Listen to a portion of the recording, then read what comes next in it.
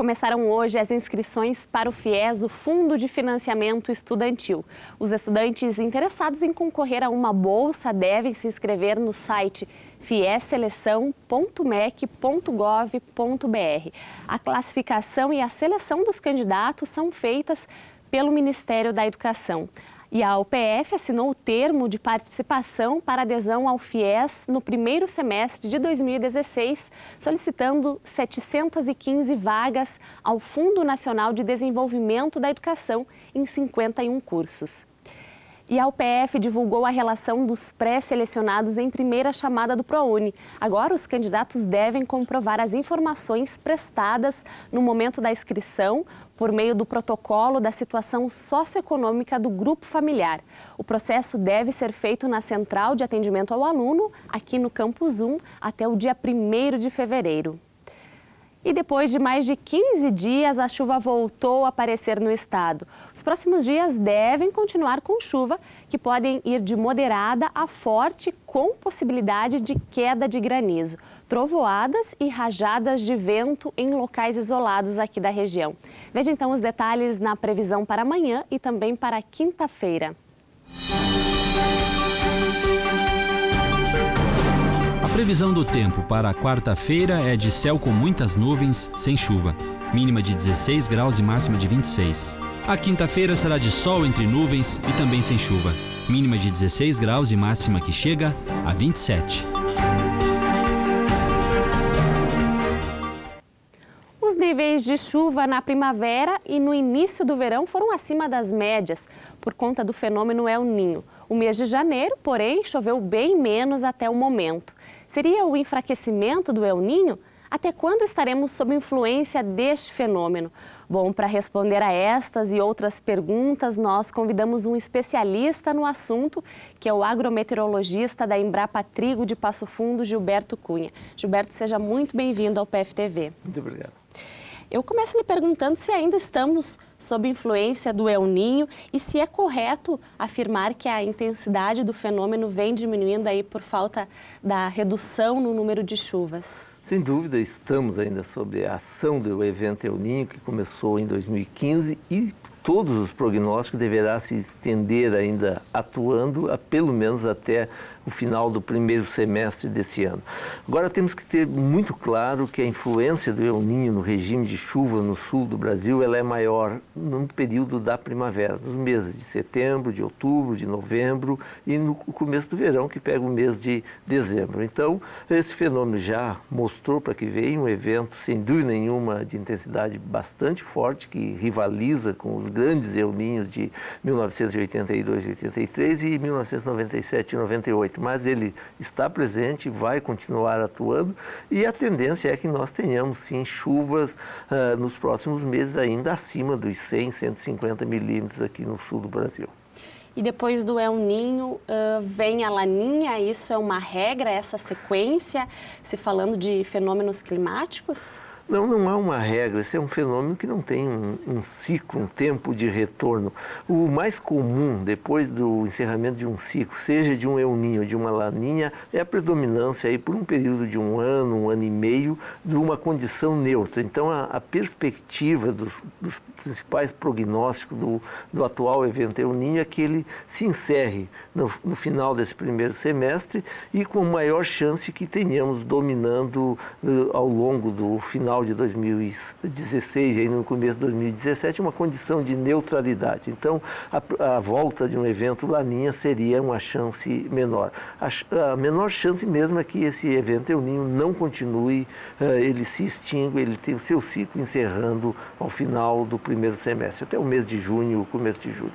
Com o El Niño, então, até junho, julho, o que se esperar desse inverno, o que se esperar aqui para a agricultura da nossa região? Eu diria o que se espera já com o retorno das chuvas, que amenizou esses 15 dias sem chuva em boa parte do estado, é que nós tenhamos sim, ainda uma boa condição de colheita dos cultivos de verão, especialmente na cultura da soja e das culturas de milho, que tenhamos uma boa safra e com o encerramento do El Niño em 2016, as condições de clima para os cultivos de inverno, aqueles que começam a ser plantados a partir do mês de maio maio e junho, seja uma condição muito melhor do que a do ano de 2015, quando esse El Niño realmente causou sérios transtornos aos cultivos de trigo, de cevada, de aveia e outras culturas de inverno. Além das chuvas, o El Niño pode provocar alguma mudança na temperatura também? A gente pode ter um inverno mais frio? Bom, os anos de El Niño, a tendência, em média, as temperaturas mínimas, média das mínimas, são mais elevadas. Então, se fala sempre que nos anos de El Niño os invernos são mais amenos, embora não se dispense ou não se prescinda da ocorrência também de geadas, que estão muito atreladas à natureza, à característica da massa de ar frio que atinge o continente. Mas o normal em anos de El Niño é as temperaturas médias serem mais elevadas que os padrões do clima regional. Tá certo. Então, muito obrigada pela sua participação aqui no Canal de Notícias. Nós que agradecemos. Obrigada. E você sabe o que é cultura nerd? Essa definição do que é ser nerd está sendo construída há pelo menos 50 anos no Brasil e foi criado, melhor dizendo, até o Dia do Orgulho Nerd, comemorado em maio. Agora a gente vai rever um pouco sobre essa cultura de apaixonados pela ficção científica, tecnologia, pelos quadrinhos e pelo videogame.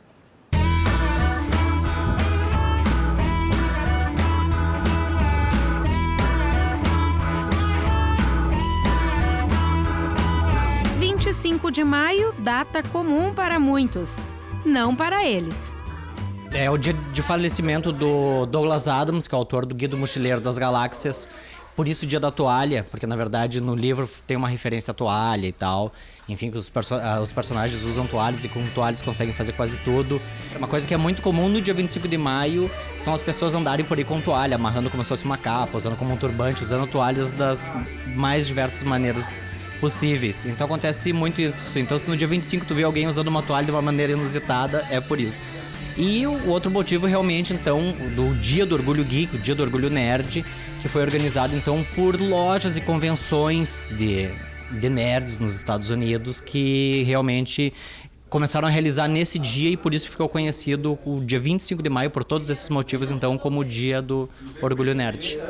Por muito tempo, eles passaram despercebidos, mas o movimento foi crescendo e hoje a cultura nerd está nos 4 cantos do mundo. O nerd, então, antigamente, ele era meio mal visto, era uma pessoa que ficava reclusa, tinha seus passatempos em casa, longe dos olhos de todo mundo. Já faz algum tempo, uns 10, 15 anos pra cá, principalmente a partir do advento da internet, que esses grupos de nerds, então, começaram a se encontrar e realmente, através da internet, ver que eles tinham interesses em comuns. Histórias em quadrinhos, jogos de RPG, card games, jogos de tabuleiro, mangás. E, enfim, e desde então, na cultura pop, nos seriados, nos filmes, começou a haver uma espécie de movimento de orgulho, então, da cultura nerd.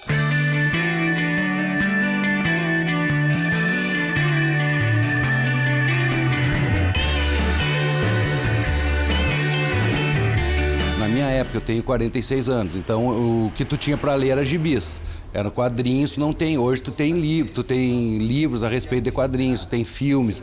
Então essa geração nova, nós temos clientes de 15, de 12, de 10 anos, de 7 anos que vêm aqui e eles sabem tudo, eles sabem todos os personagens, o que acontece, o que não acontece. A gente gosta de board game, gosta card game também, mas a gente consome bastante agora board game e quadrinhos mesmo. A paixão pela cultura nerd vai desde o que jogar até o jeito de se vestir. O pessoal curte isso de se fantasiar, os cosplays se fantasiam, se vestem como os personagens das séries que gostam e tal. Então tem isso de usar camiseta das histórias de quadrinhos, dos seriados, dos filmes que eles são fãs. Com a expansão da cultura, espaços foram surgindo para atender o público interessado na área. Em Passo Fundo, o Beco do Robô é o local de encontro desta turma. Então isso aí tudo é uma cultura e é um mercado que movimenta muito, que o pessoal está cada vez querendo consumir mais, né? Se integrar a esse mercado que antes não existia. Essas foram as notícias de hoje. A gente volta amanhã ao 12h30. Nós estamos sempre ao vivo. E dá para rever esse programa ainda hoje à noite em 2 horários, 7h30 e 10h30. Nos acompanhe também pelo Facebook. Obrigada pela sua companhia e até amanhã.